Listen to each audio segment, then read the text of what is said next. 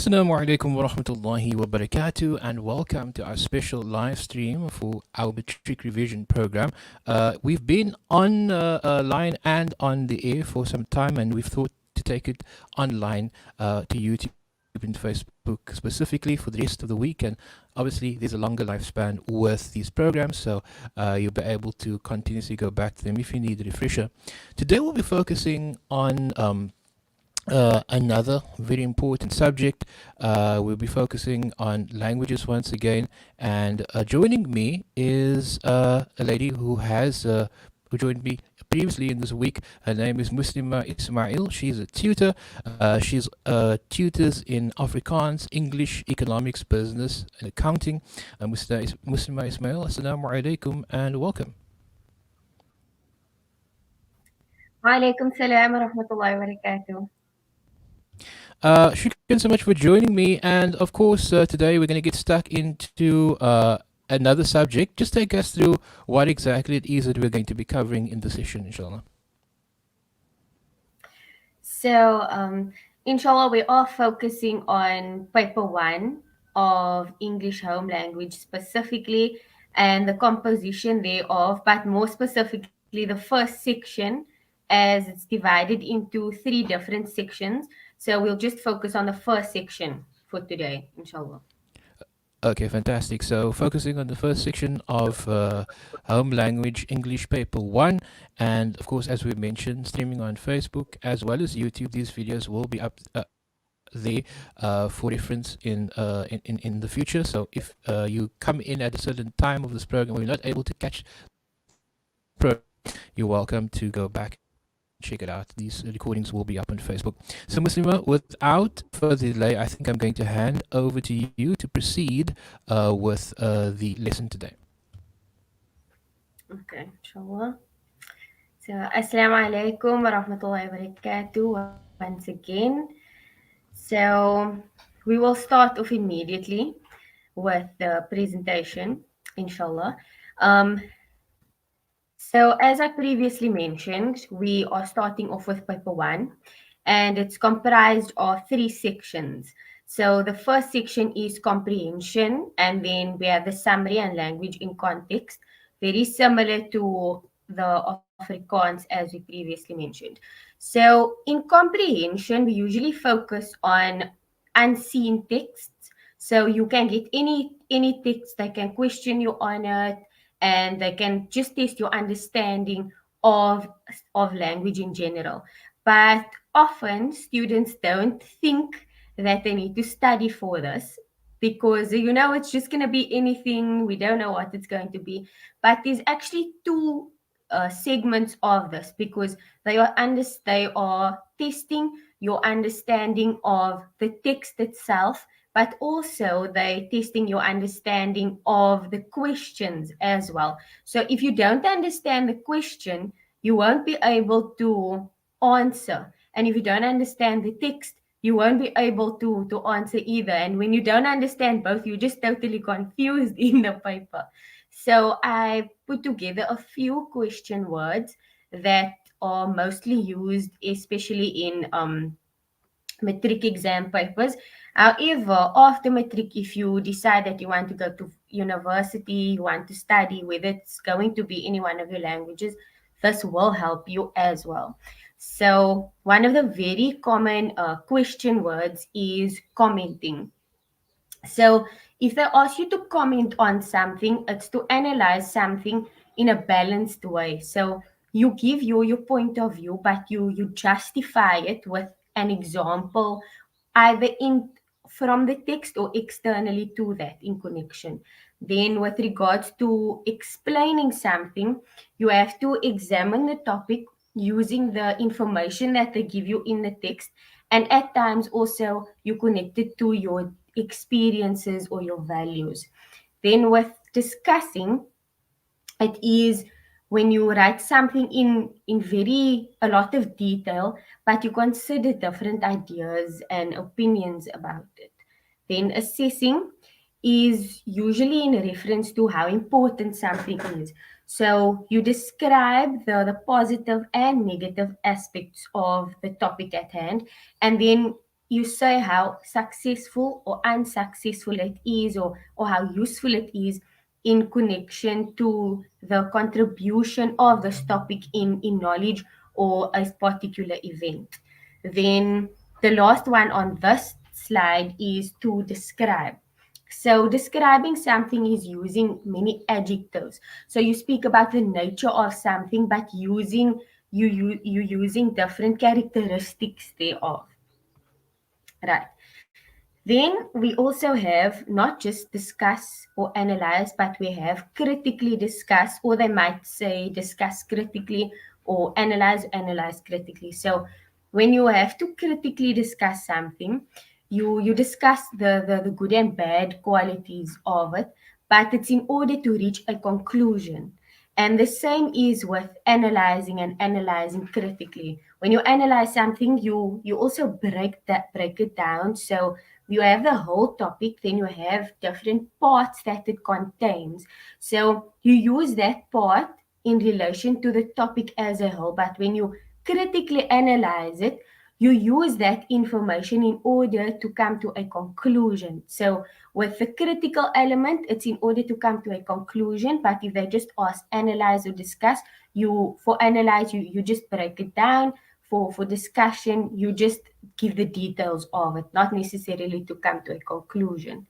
Um, then the third last one, which is to examine. So that is to look at something carefully, but in order to make a decision about the particular topic. So when you look at something carefully, you're not only explaining the details of its nature, like when you describing it or discussing it, but you're also saying, okay, this is how it looks, but this is for that particular reason. It also connects to reasoning. And then demonstrating is a proof word.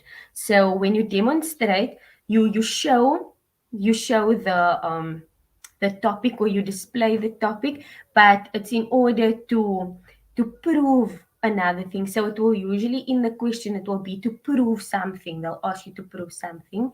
And then the last one is accounting for. So accounting for something is an in-depth explanation. So they will ask you to account for maybe style or tone or diction. You will account for something that is used in a particular manner. Then moving on to, in order to understand all of these terminologies, you also have to practice. So this is an extract of a past paper. So in this excerpt, it says the title is Trial by Social Media, and then it reads, "You are in court. A football-sized crowd is screaming obscenities at you from the public gallery. Some shout loudly that they want to do unmentionable things to you. The judge, jury, and defense lawyer are nowhere to be seen. Your friendly smile and self-deprecating humor have long gone, replaced by fear and the beginnings of tears. Like an endangered species, you wildly look around for the exit. There isn't one. You're hunted and hated in equal measure." So from this excerpt, they ask the question, meaning asking account for the writer's use of "you are in court" in the first line on top there as the opening sentence. So as I previously mentioned, it is an in-depth explanation, right? But then in addition to that, when you look at the questions, you always look at the mark allocation, because that will determine how many facts you either need to give, or the length of your answer, the length of your sentence. And it's also very important, so that you don't either go overboard or you don't give too little. So then the answer for this could be a multitude of options. It could be that the writer gives the context of the argument, or involves the reader in the discussion that will ensue. So what this means is that it's like the writer is trying to show you where you are now. Because when you read, it's not just, okay, I'm looking at words and I'm reading a large amount of words, but it also, you also have to be in a certain place. So when you read, it's almost like role playing, but in your head. So the writer gives you a setting, right, and a context at the beginning of something. And here she uses it in the first sentence of the text, but it can also be in the title of the text as well. And another answer is also when the writer uses a short 3-word sentence for a dramatic start or introduction, or gives an immediate setting or evokes curiosity. So the keywords here are context and setting. So because it's so short, when short sentences, especially 3, 4, maybe 5 words sometimes, such short sentences are used, it's always to evoke another feeling or setting or context, especially at the beginning of a text. So then another example for the next thing is continuing in the same text, referring to trial by social media. This devastating trend is perhaps one reason why a legal expert has recently urged the justice system to catch up with the modern world. In social media land, inhibitions are lost, opinions freely and brutally given, and hard fought for reputations can be wrecked by a share or angry face.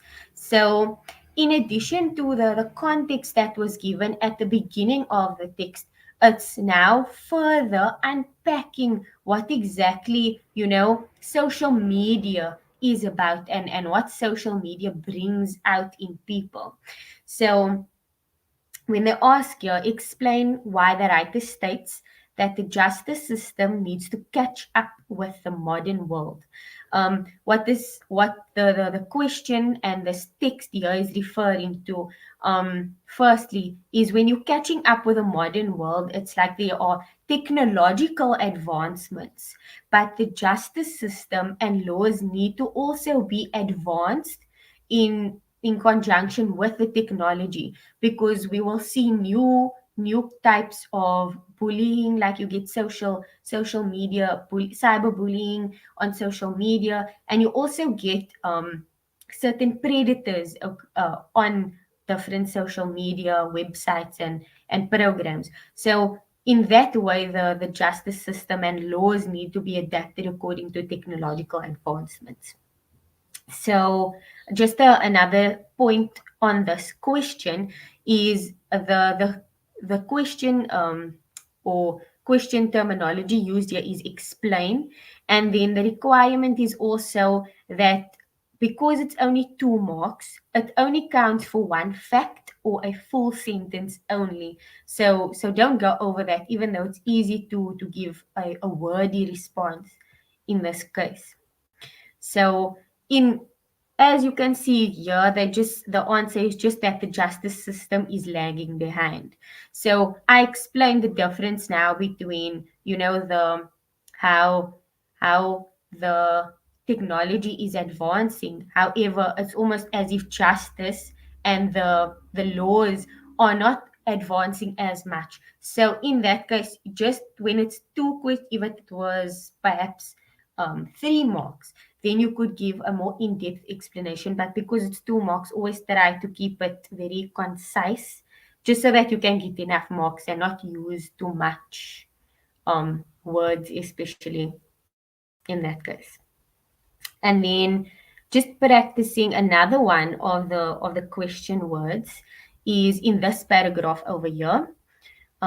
Just to be really clear though, for the voiceless and unheard many who have suffered deeply and endured appalling sexual harassment and abuse, social media can be a way of being heard at long last. It takes and continues to take huge courage to hashtag MeToo1 and then detail the very abuse that destroyed precious confidence and career prospects. The powerful, be they film directors, politicians, or TV hosts, sadly, this is not a finite list, know exactly what they did and are doing. So I totally understand why many feel that their tweets will be taken more seriously than their talk would be. I too am disgusted by those who trivialize and taunt abuse victims. Abuse of any kind is the problem of the powerful and not that of the powerless. So, just in context of this is in reference to how people use social media in order to express their emotions because they feel unheard. And even in this text, you can see, the advancement or the evolution of writing, because in the past we never used hashtags, and now we use hashtags in texts and comprehensions for exams. So the question here is assess the extent to which the writer's viewpoint in paragraph 5 contradicts her sentiments expressed in lines 18 to 20. So the terminology used here is assess. And as I previously mentioned, it is assessing, shows the importance of something, showing how successful and unsuccessful something is, and it is in reference to an event or contribution in knowledge and the like. So in the answer here, because there's these two different elements here, because there's a contradicting factor, when they speak about contradiction as well, there will be two elements included in it, right? So in paragraph 4, the writer is sympathetic towards victims of abuse and justifies the exposure of perpetrators. Trial by media is deemed acceptable in these instances. In paragraph 5, as a lawyer, her sympathy is directed to those whom she knows and represents. She opposes the social media feeding frenzy that is unleashed before an actual hearing in court. A partisan approach is evident.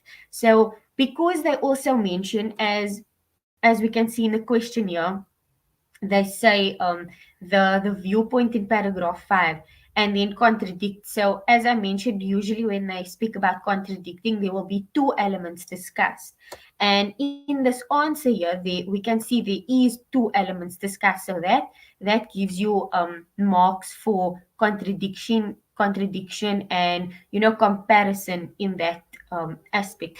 Then they already explained the first part, which is paragraph 4, and then paragraph 5, it also explained that. And then at the end here, they say her partisan approach is evident.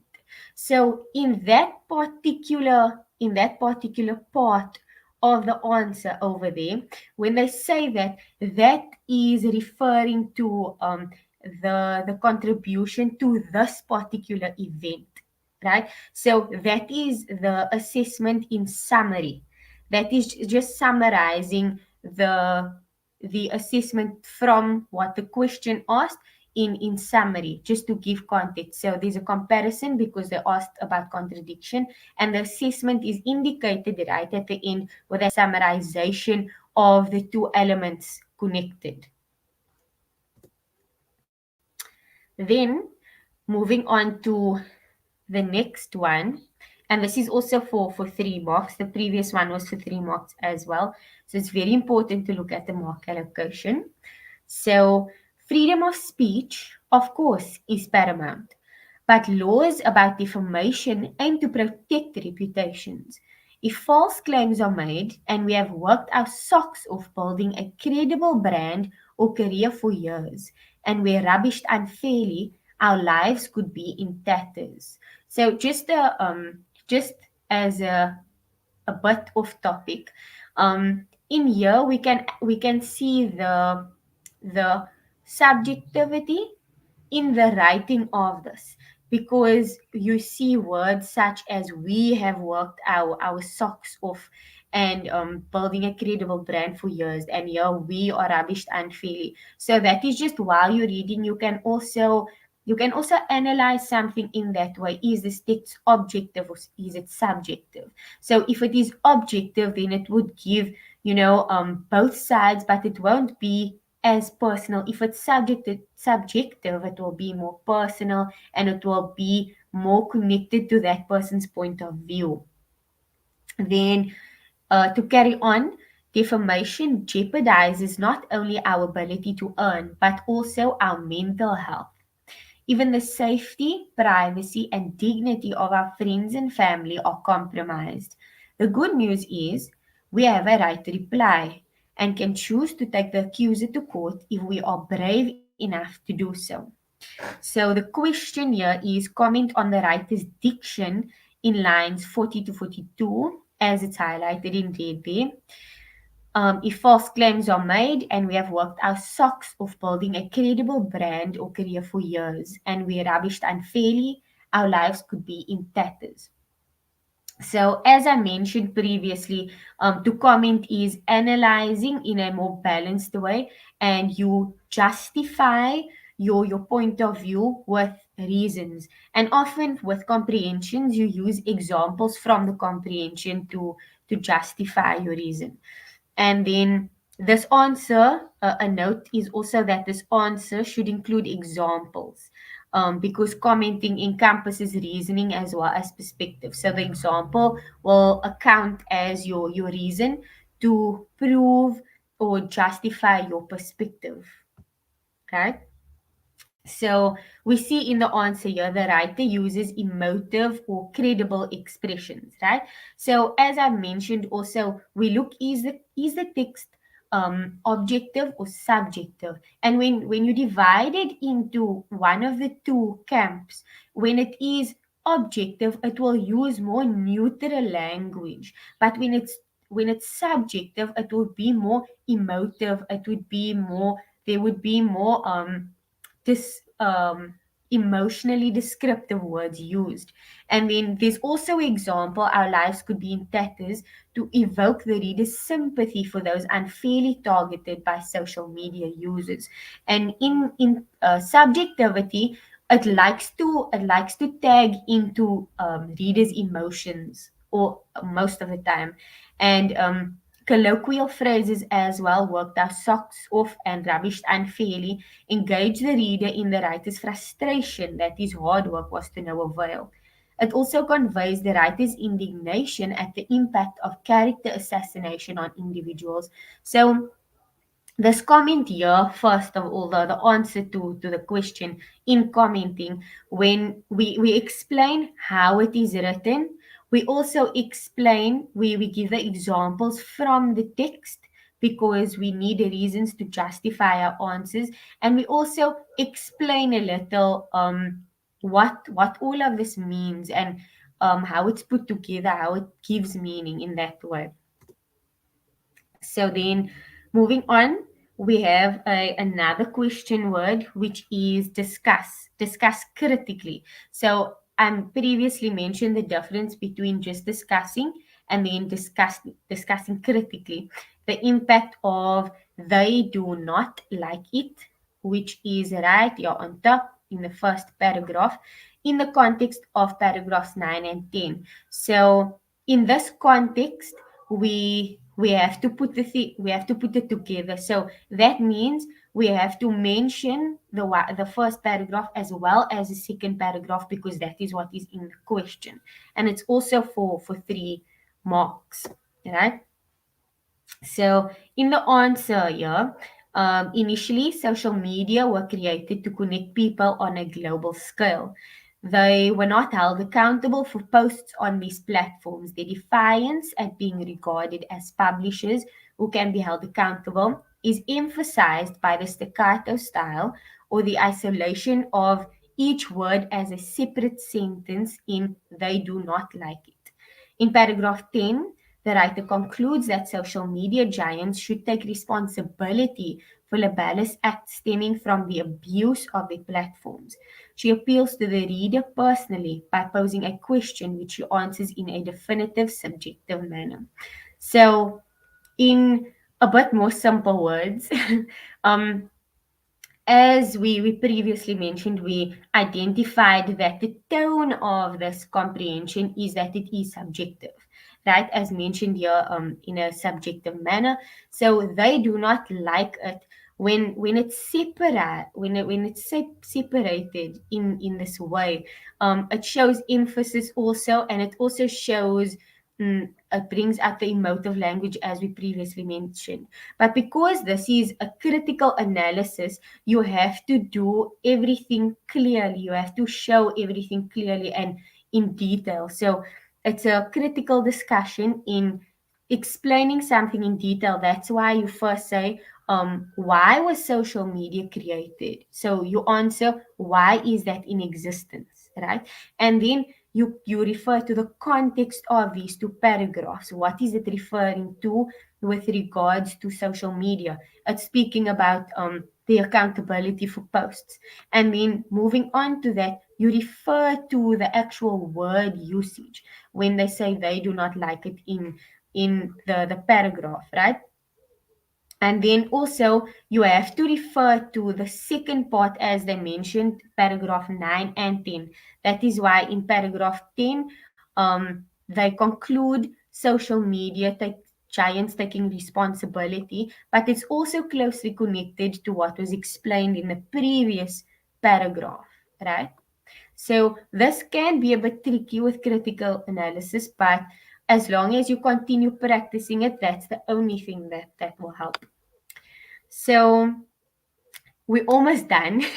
This is the last thing. So within the questions that we did so far, it included tone, style, and diction. So in the next lesson, we will focus on how tone is used, style and diction is used, and what it means and the relevance to these terminologies within questions.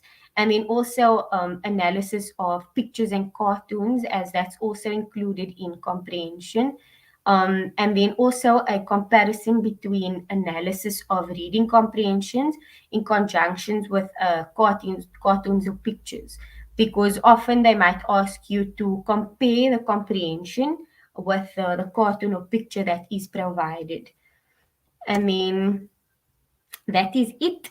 I also have there's an abundance of examination terminologies.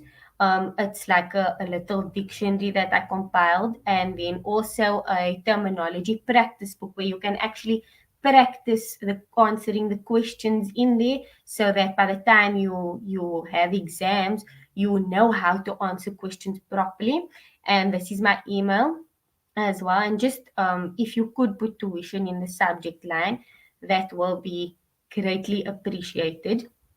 And I can be contacted on email as well if anyone wants any of these practice books, inshallah.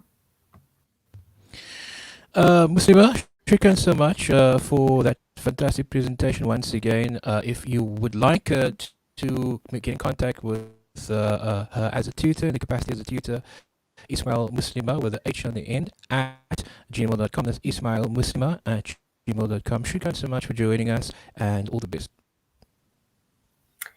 Afwan, no problem.